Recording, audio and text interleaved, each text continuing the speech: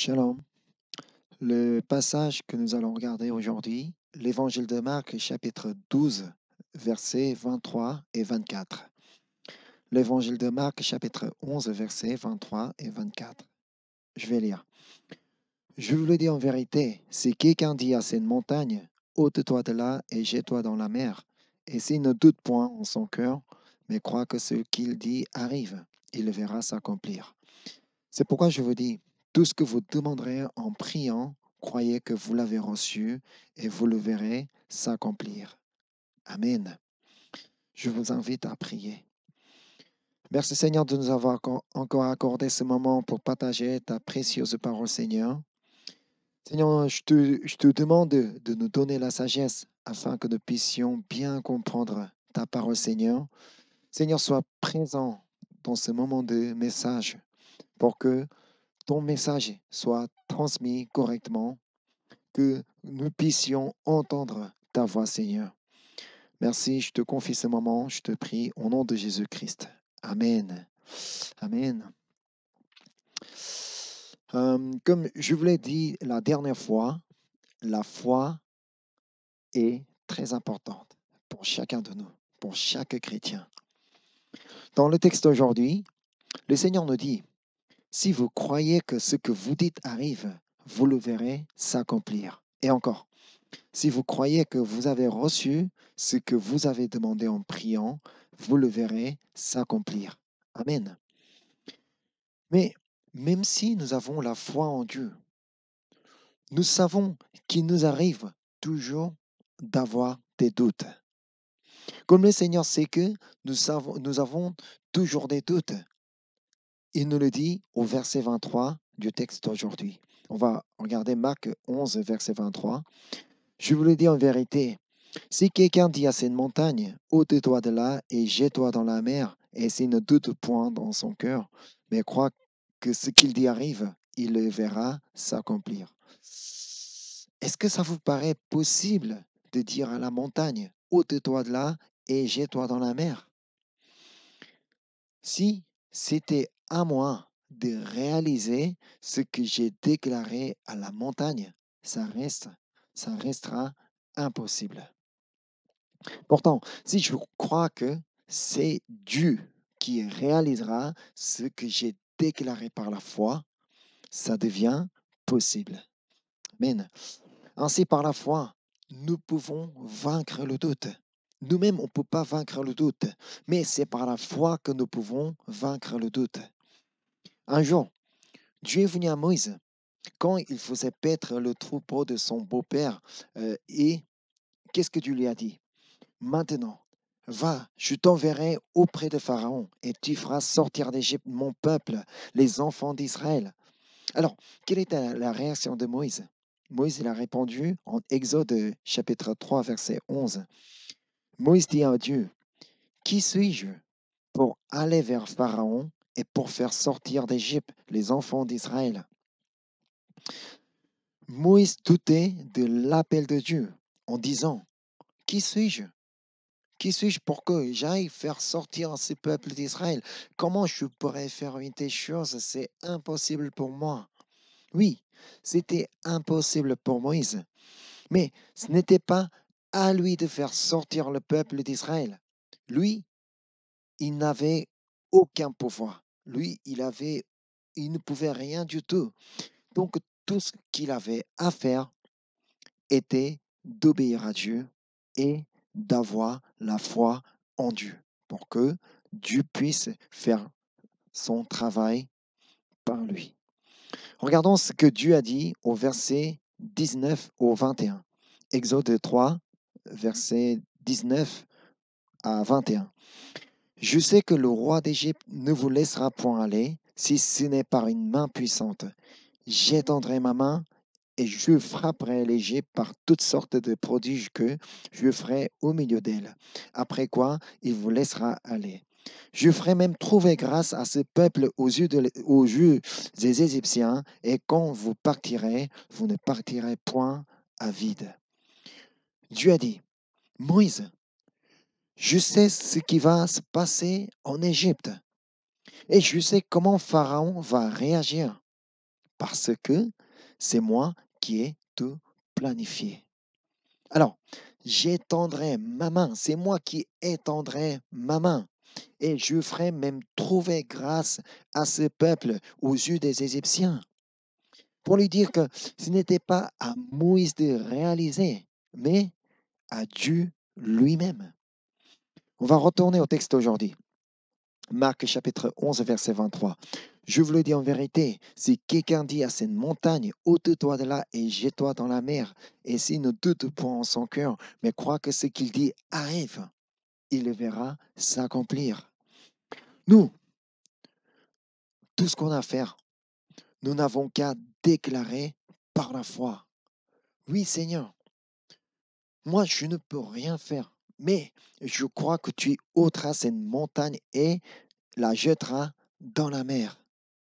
À tous ceux qui déclarent ainsi par la foi, le Seigneur dit en Marc chapitre 9, verset 23. Jésus lui dit, si tu peux, oh Seigneur, est-ce que c'est possible? Est-ce que tu peux? Si tu peux, tout est possible à celui qui croit. Amen. Tout est possible à celui qui croit. Parce que c'est Dieu qui rendra possible tout ce qui me semble impossible. Amen.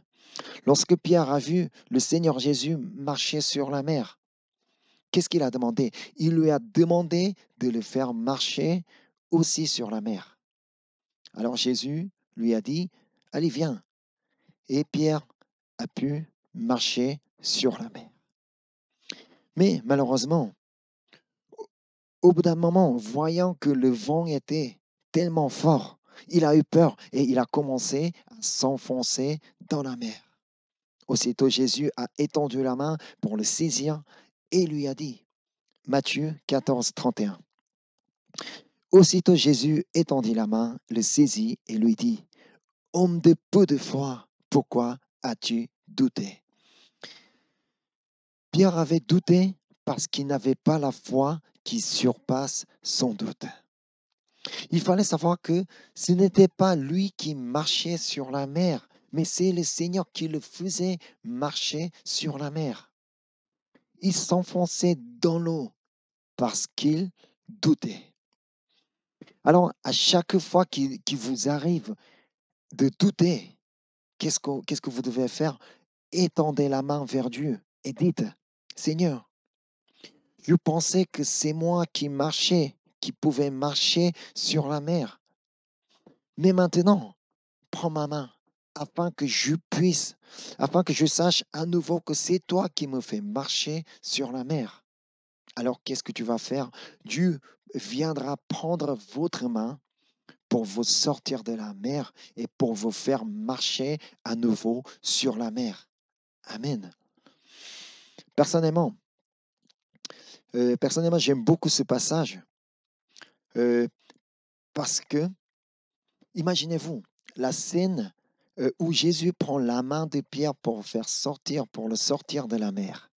Et depuis qu'il est sorti de la mer, Pierre pouvait retourner à la barque avec Jésus, mais cette fois-ci, il ne s'enfonçait plus dans la mer. Pourquoi?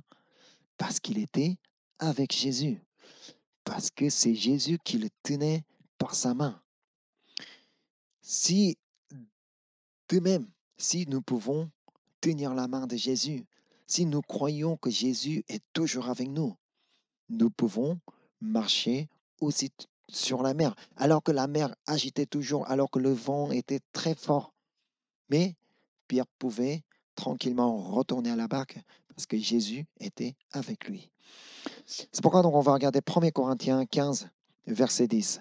Par la grâce de Dieu, je suis ce que je suis, et sa grâce envers moi n'a pas été vaine. Loin de là, j'ai travaillé plus que tous, non pas moi toutefois, mais la grâce de Dieu qui est avec moi. Amen.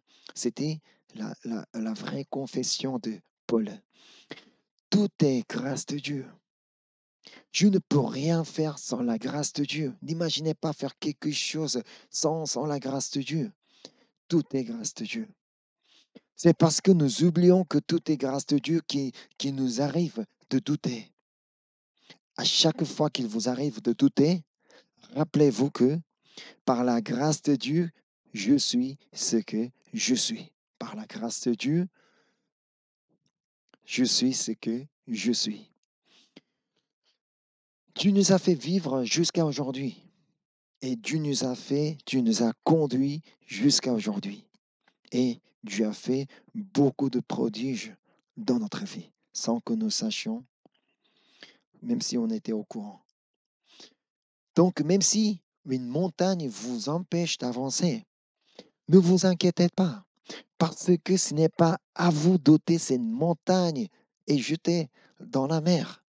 Quand vous déclarez par la foi, oui Seigneur, moi je peux rien faire, mais je sais que tu peux la faire. Et c'est ainsi que par votre foi, Dieu ôtera cette montagne et jettera dans la mer. Amen. C'est ce que Jésus a voulu apprendre à ses disciples. Voici le contexte du passage d'aujourd'hui. Un jour, Jésus allait vers Jérusalem avec ses disciples. Et sur le chemin, Jésus, il avait faim. Et là, il a pu trouver un figuier. Alors, il est allé voir s'il y trouverait quelque chose, mais il n'a trouvé que des feuilles. La Bible dit que ce n'était pas la saison des figues. Mais voyons ce que Jésus a dit. Marc chapitre 11, verset 14. Prenant alors la parole, il lui dit que jamais personne ne mange de ton fruit. Et ses disciples l'entendirent.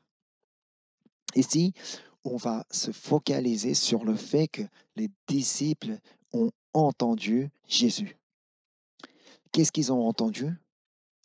Ce que Jésus a dit, que jamais personne ne mange de ton fruit. Ils auraient pu se demander, mais pourquoi il parle comme ça? Mais il ne sait pas que ce n'est pas la saison des figues. Même s'ils se posaient la question, mais ils n'ont trouvé aucune réponse. C'est ainsi que la journée est passée. Le lendemain, lorsqu'ils passaient à nouveau devant le même figuier, ils ont constaté que le figuier était séché jusqu'aux racines. Alors Pierre prend la parole. Rabbi, regarde, le figuier que tu as maudit a séché. Et qu'est-ce que Jésus a répondu? Marc chapitre 11, verset 22. Jésus prit la parole et leur dit, ayez foi en Dieu. Ayez foi en Dieu. Jésus adressait la parole non pas seulement à Pierre qui lui a posé la question, mais à tous ses disciples. Ayez foi en Dieu. Ici, Jésus a voulu enseigner à ses disciples ce qui peut se produire pour ceux qui ont foi en Dieu. C'est pourquoi il dit au verset 23, je vous le dis en vérité, si quelqu'un dit à cette montagne, ôte-toi de là et jette-toi dans la mer, et s'il ne doute point en son cœur, mais croit que ce qu'il dit arrive, il le verra s'accomplir. Mes disciples, vous êtes surpris de voir le figuier séché.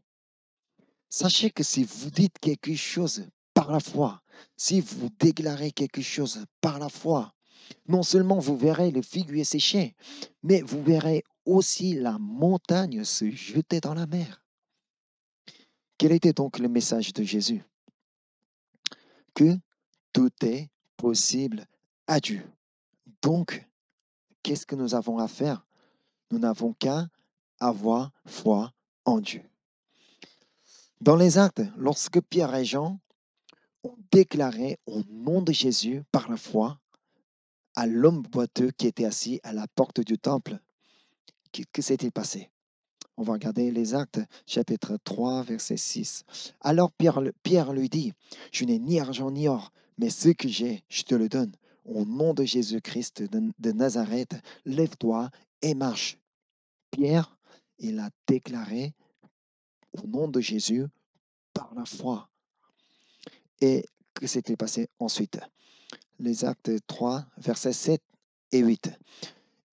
Et le prenant par la main droite, il le fit lever. Au même instant, ses pieds et ses chevilles devinrent fermes.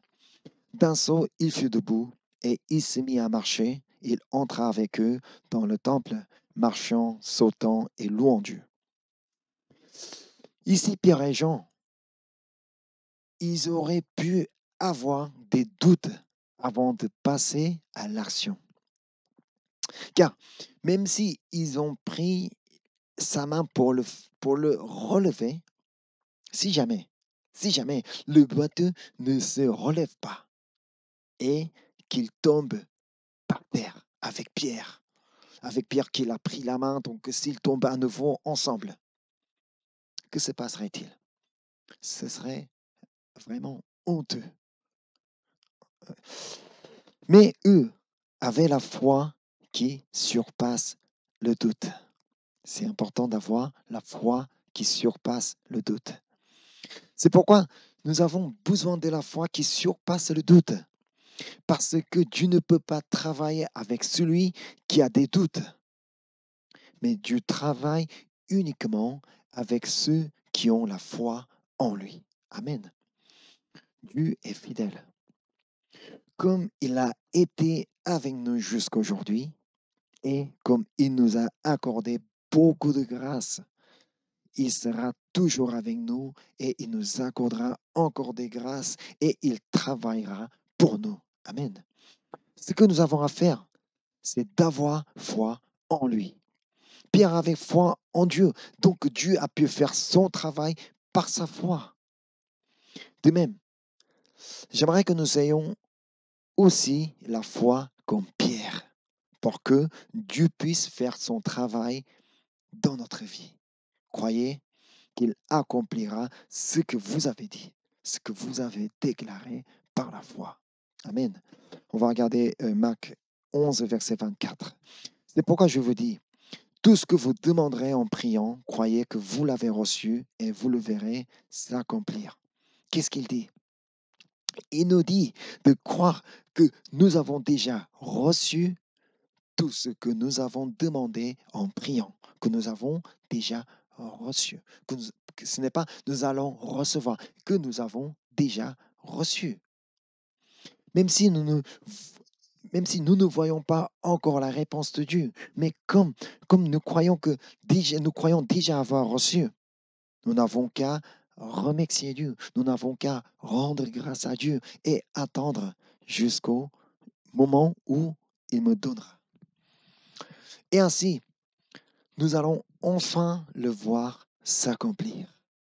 Hébreu dit, or la foi est une ferme assurance des choses qu'on espère, une démonstration de celles qu'on ne voit pas. Amen. Même si mon espérance n'est pas encore accomplie, même si je ne vois rien encore, c'est par la foi que nous pouvons rendre grâce à Dieu, qui accomplira tout, qui accomplira tout dans son temps. Amen. Croyez que vous l'avez déjà reçu.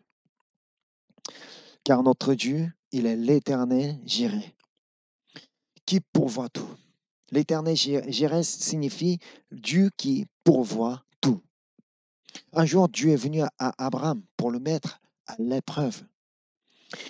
Il lui a dit d'offrir son fils unique, Isaac, en holocauste au pays de Moria. Alors Abraham a préparé tout ce qu'il faut et est parti avec son fils et avec ses serviteurs. Le voyage a duré 3 jours. Vous imaginez un peu qu'est-ce qu'il a pu penser pendant ces 3 jours de marche? Je pense qu'il a sans doute prié Dieu par la foi.